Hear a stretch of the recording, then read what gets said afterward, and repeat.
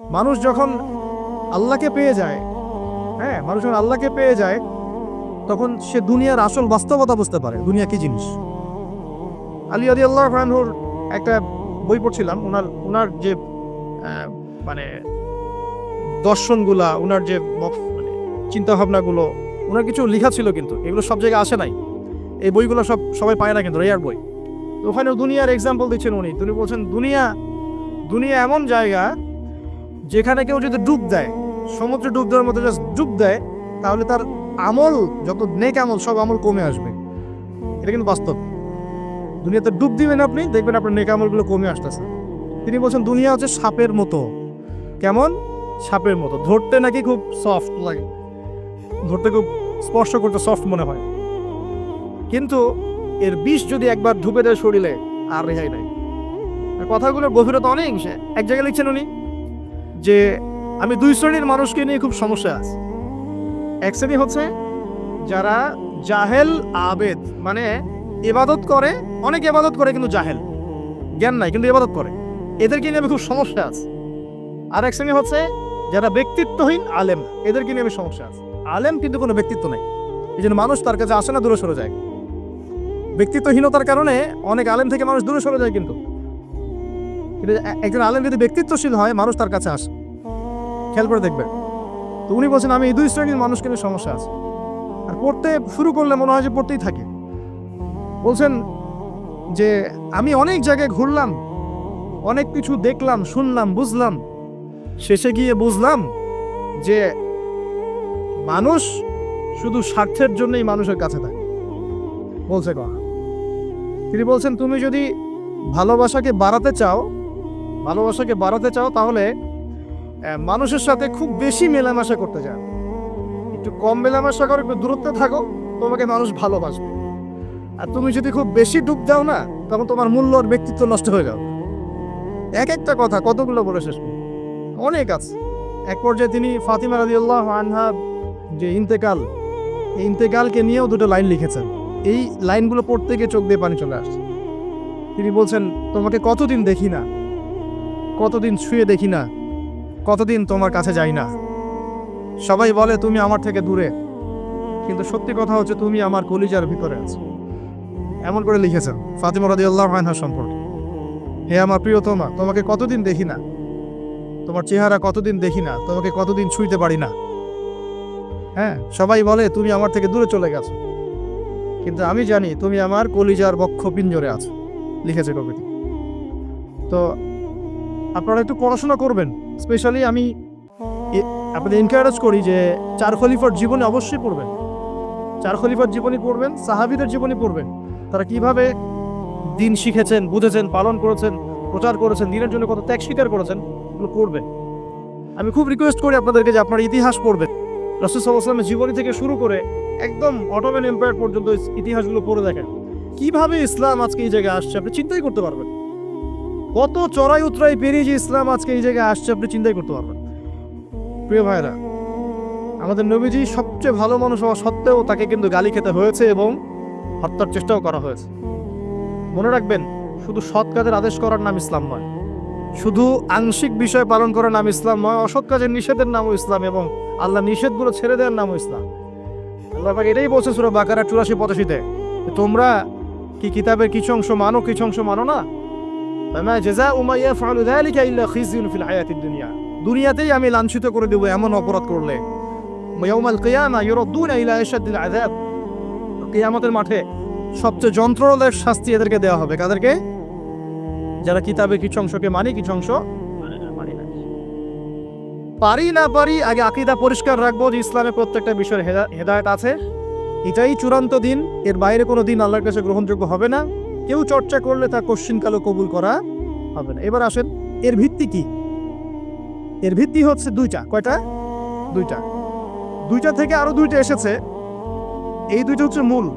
নবী সাল্লাল্লাহু আলাইহি ওয়াসাল্লাম বলছেন তারাকতু ফিকুম আমরাইন, আমি তোমাদের মাঝে রেখে গেলাম মাত্র দুটো বস্তু। কয়টা বস্তু? দুটো বস্তু। লান তাদিল্লু মা তামাসসাকতুম বিহিমা, তোমরা কোশ্চিনকালেও পথভ্রষ্ট হবে না যতদিন পর্যন্ত এই দুটাকে আঁকড়ে ধরে থাকবে। কোন দুটা? এক নাম্বার আল কিতাবুল্লাহ, আল্লাহর কিতাব। দুই নাম্বার ওয়া সুন্নাতে নবীহি, তার নবীর সুন্নত। তো কোরআন এবং সুন্নত মিলেই কোরআন এবং হাদিস নয় কি? আচ্ছা, এখন আমাদের সামনে নবীজি নাই, আমাদের সামনে সাহাবায়ে কেরাম নেই, আমাদের সামনে তাবেঈন চার ইমাম কেউই নাই, ওলামায়ে কেরাম আছেন, আর আমাদের সামনে আছে কোরআন এবং হাদিসের কিতাবগুলো। এই তো ইসলাম আমরা দেখছি, তাই না? এর বাইরে তো আমরা দেখতে পাচ্ছি না। সাহাবীরা না হয় সরাসরি নবীকে দেখে দিন পালন করেছেন, তাই না? তারপরের জেনারেশন সাহাবীদেরকে দেখে করেছে, তারপরের জেনারেশন তাবেঈদের দেখে করেছে। আমরা তো কাউকেই দেখতে পাচ্ছি না। আমরা দেখছি কোরআন এবং হাদিসের কিছু কিতাব এবং ওলামায়ে কেরাম সামনে আছে। এই তো, এই দুইটা হচ্ছে ভিত্তি। এখন এখান থেকে আরো দুটো এসেছে, একটা হচ্ছে ইজমা, একটা হচ্ছে কিয়াস। এই দুটোও ইসলামের। অনেকে বলে ইজমা কিয়াস ইসলামে নাই, কোরআন সুন্নাহ এই দুটাই। ইজমা এবং কিয়াস গুরুত্বপূর্ণ, কারণ ইজমা, সাহাবীদের ইজমা, এটা একটা খুব গুরুত্বপূর্ণ জিনিস। এবং কিয়াস ছাড়া আপনি অনেক মাসআলা বের করতে পারবেন না।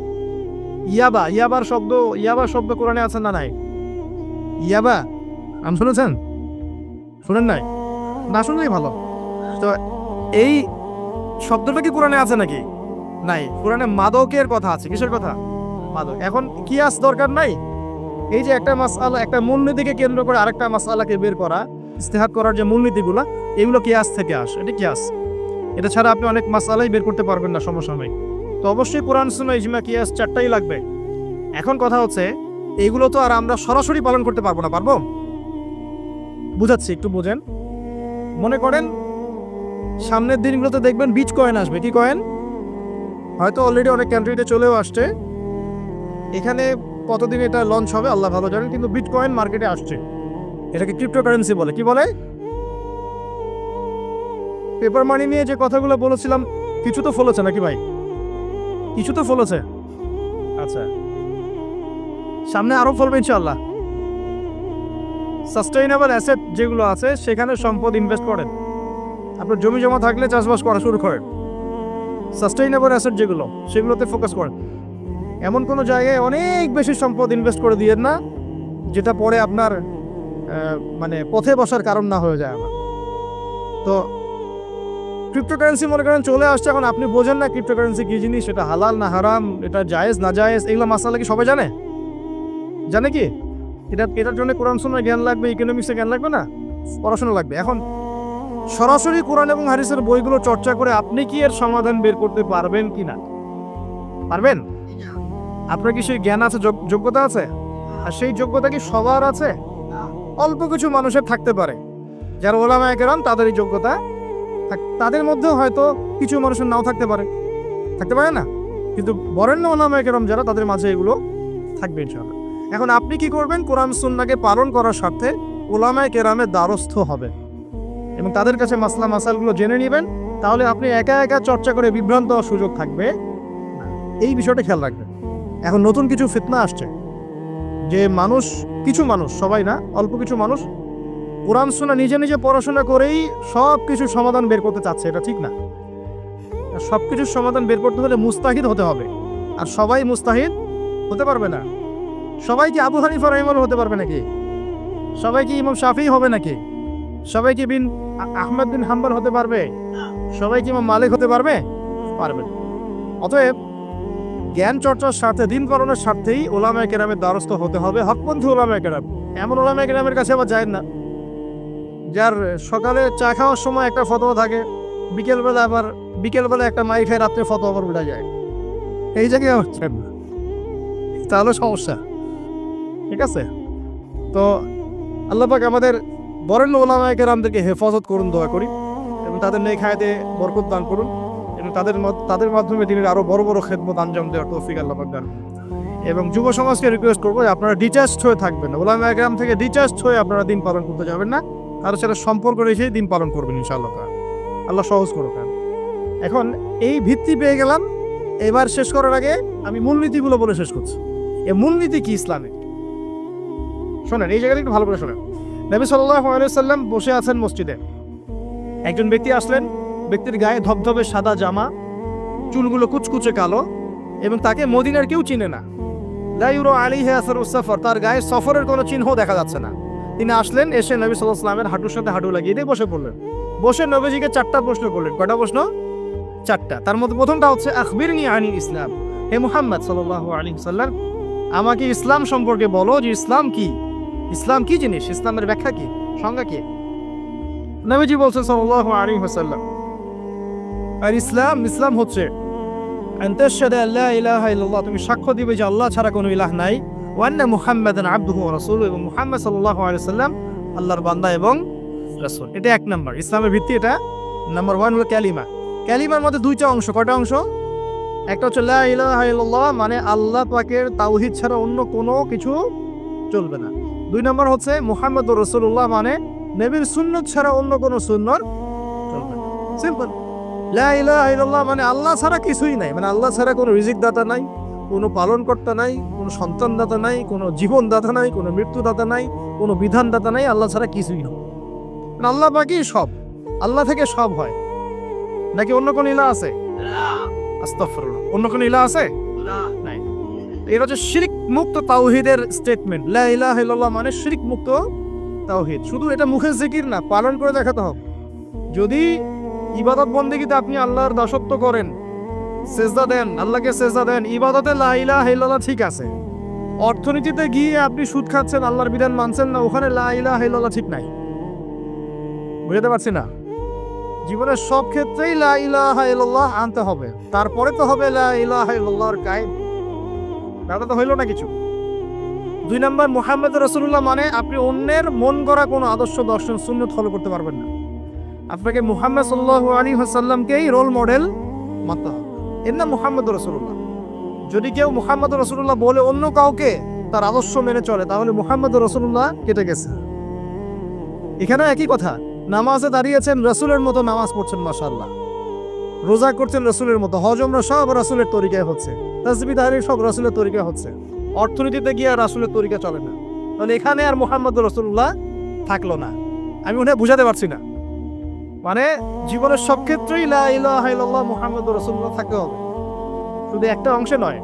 এটা 1 নাম্বার। 2 ওয়ান তুকিমাস সালাহ, এবং যখন তুমি সালাত কায়েম করবে। ইসলামের 2 নম্বর পিলার কি? সালাত কায়েম করা। সালাতের বিষয়ে জাস্ট 2টো হাদিস বলে দিই আমি, তাহলে আপনার যথেষ্ট হবে ইনশাআল্লাহ।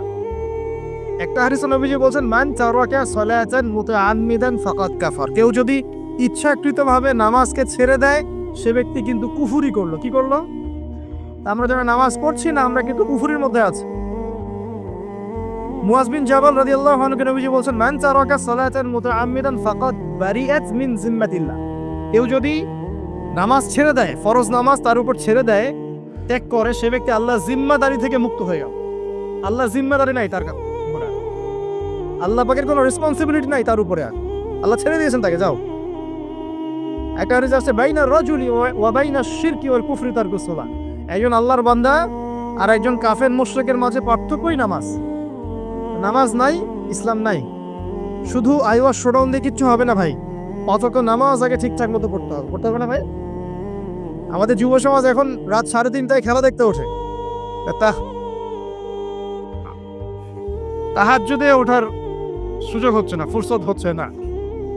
3:30 4টা হলেও উঠতে হবে, অ্যালার্ম দিয়ে রাখবে, আর্জেন্টিনার খেলা আছে। কিন্তু আরেক ঘন্টা পরে ফজরের নামাজ, ওই খেলা দেখি ঘুম, ফজরের নামাজ নেই। এই যে ঢাকায় দেখলেন না, ছবি দেখলে মনে হয় একটা তিল পরিমাণ জায়গা নেই মানুষের দাঁড়ানো, পর্দার সামনে একটা তিল পরিমাণ জায়গা নেই মানুষের দাঁড়ানো। হই হুল্লা করতেছে, নাচছে, গাচ্ছে, স্মোক করতেছে, ড্রিঙ্কস করতেছে। মিডিয়া এগুলোকে প্রমোটও করতেছে। মিডিয়া প্রমোট করতেছে মানে কি? মিডিয়া দেখাচ্ছে মানে বিশ্ব কত ভালো আছে এখন, কত সুখ আমাদের। হ্যাঁ, আমাদের সুখী সুখ, খালি সুখে সমৃদ্ধ জীবনযাপন করতেছে, খেলা দেখতে নাচতেছে নাকি? অথচ দেখেন ইকোনমিক সেকশনের কি অবস্থা, দেখেন কি অবস্থা দেশ। এই যে আমাদের সমাজের, যুব সমাজের নৈতিকতার অবস্থাগুলো দেখেন, ধর্ষণের হার দেখেন, জেনার হার দেখেন, মাদকাসক্ত মানুষদের হার দেখেন, কত হারে মানুষ মাদক খাচ্ছে, পরকীয়ার হার দেখেন, ব্লু ফিল্মসের হার দেখেন। ওদের ভাবখানে এমন যে খুব সুখ আমার জীবনে, খেলো আর খেলো। খেলার দলিল তো কোরআনে আছে তো। হ্যাঁ, আল্লাহ পাক বলছেন এই দুনিয়ার জীবনটা হচ্ছে খেলতামাশার দোকান। খেলার দলিল কোরআনে তো আছে। ওমা হাযিহিল হায়াতু দুনিয়া ইল্লা মাতাউল গুরুর, এরকম একটা আয়াত আছে সূরা হাদীদের মধ্যে। আল্লাহ পাক আছে, আল্লাহ পাক বলেছেন যে ইলামু, তোমরা জেনে রাখো, আন্নামাল হায়াতু দুনিয়া লাইবু ওয়া লাহু, তোমরা জেনে রাখো যে এই দুনিয়ার পুরো দুনিয়ার জীবনটাই খেলা, খেলতামাশা, ওলাহ, ঠাট্টা, হাসি ঠাট্টা, মানে এটা কি বলা বাংলা দিয়ে, ভ্রম, ভ্রম, মায়া, মোহ, ভ্রম। তোমরা জেনে রাখো দুনিয়ার জীবনটা খেলা, খেলতামাশা, ভ্রম, মিছে মায়া। ই'লামু আন্নামাল হায়াতুদ দুনিয়া লা'ইবুন ওয়া লাহু ওয়া যিনাতুন ওয়া তাফাখুরুন বাইনাকুম ওয়া তাকাসুর। এবং দুনিয়ার জীবন হচ্ছে একে অপরের সাথে প্রাচুর্যের প্রতিযোগিতা। এগুলা আল্লাহ পাক বলছেন, তো খেলার দলিল তো কোরআনেও পাওয়া যাচ্ছে না? দুনিয়ার জীবনটাকে আল্লাহ বলছেন ওয়া মা হাযিহিল হায়াতুদ দুনিয়া ইল্লা মাতাউল গুরুর। পুরো দুনিয়ার জীবনটাই হচ্ছে মাতাউল গুরুর, প্রতারণা, ধোঁকা, মরিচিকা ছাড়া কিছুই না। আর প্রমোট করা হয় যে বিউটি কন্টেস্ট হচ্ছে, মনে হচ্ছে কত সুখ আমাদের। হ্যাঁ, মেয়েরা একদম অর্ধনগ্ন নগ্ন হয়ে ফ্যাশন শো করছে, প্রমোট করছে, দেখো এগুলো সবাই কি সুন্দর জিনিস, কত সুখ, কত সুখে আছি আমরা। খেলতেছে মানুষ, দেখো ব্রাজিল আর্জেন্টিনা খেলা হচ্ছে, কত সাপোর্টার, কত সুখ, কত মজা, কত লাজ্জাত দুনিয়াতে। হ্যাঁ, মানে কি প্রমোট করতেছে দেখেন। মানে রিয়েলিটি, একটা কথা বলেছে অনেক লেকচারে যে এই ফিতনাময় যুগ, দাজ্জালের যে যুগটা হবে না, ওই যুগে বাস্তবতা আর ভিজুয়াল ওয়ার্ল্ড হবে আকাশ পাতাল পার্থক্য। মানে যা আপনি দেখবেন সেটা সত্য না, ভিতরের বিষয়টা সত্য, যেটা আপনি দেখতে পাচ্ছেন। যা আপনি দেখবেন সেটা সত্য না, যা সত্য তা আপনি দেখতে পাচ্ছেন না।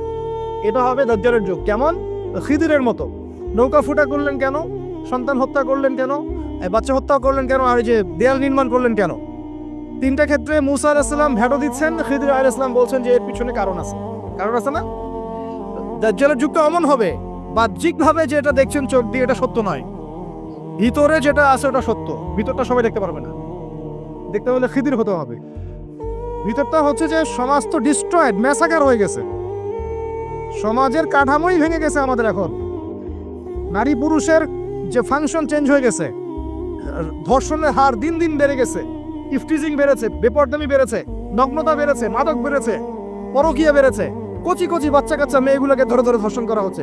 সমাজের কাঠামোই চেঞ্জ হয়ে গেছে, সমাজের সমকামিতা বেড়েছে, প্রচুর সমকামী, খেলতামাশা, দুনিয়ার জীবনটা খালি খেলতামাশা।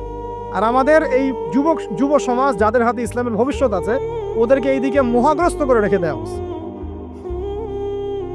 এরা নামাজ পড়ে না, কোরআন তেলাওয়াত করে না, আলেম ওলামার সাথে কোনো সোহবত নাই, কোনো সম্পর্ক নাই, হাদিসের কিতাব নাই বাসায়, দাড়ি নাই, ইসলামিক লেবাস পোশাক নাই, ইসলামিক মূল্যবোধ নৈতিকতা নাই, আল্লাহর রাস্তায় সময় দেওয়ার কোনো মানসিকতা নাই।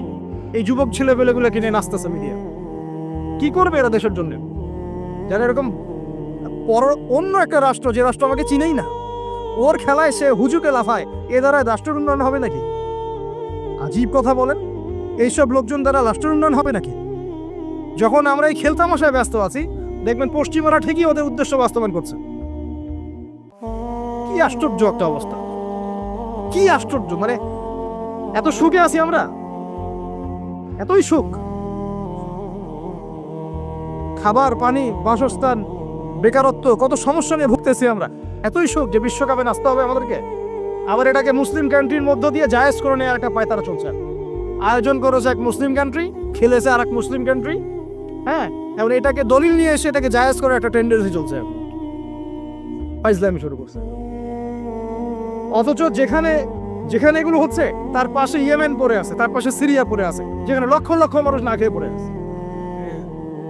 ইয়েমেনে লক্ষ লক্ষ শিশু না খেয়ে মরতেছে এখন। ওদের 2013-14 সাল থেকে নিয়ে 2022 পর্যন্ত প্রায় 3.5 লক্ষ মানুষ মারা গেছে ইয়েমেনের এই ঘটনাগুলো, গৃহযুদ্ধ এবং এই যে আরব কান্ট্রিগুলোর মধ্যে কনফ্লিক্টের মতো, এবং প্রায় 60% সেখানে বাচ্চা কাচ্চা।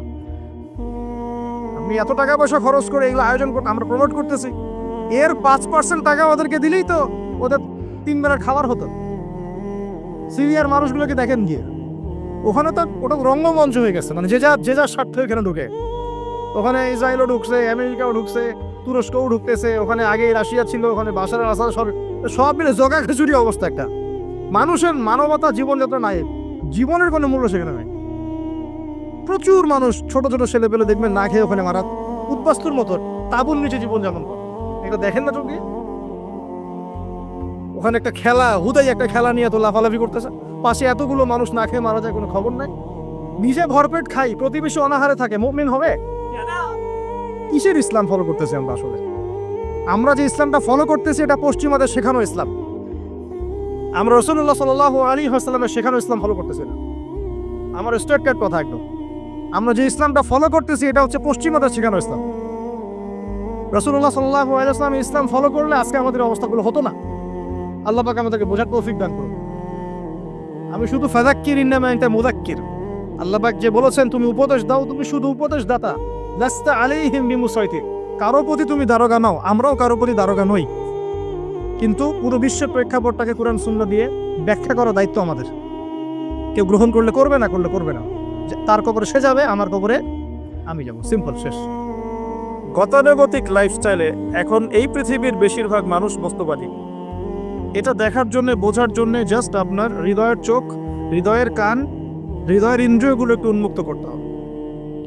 আর হৃদয়ের চোখ, হৃদয়ের কান উন্মুক্ত হবে তখনই যখন আমরা আল্লাহ এবং তার রাসূলের সামনে আত্মসমর্পণ করব, তার আগে নয়।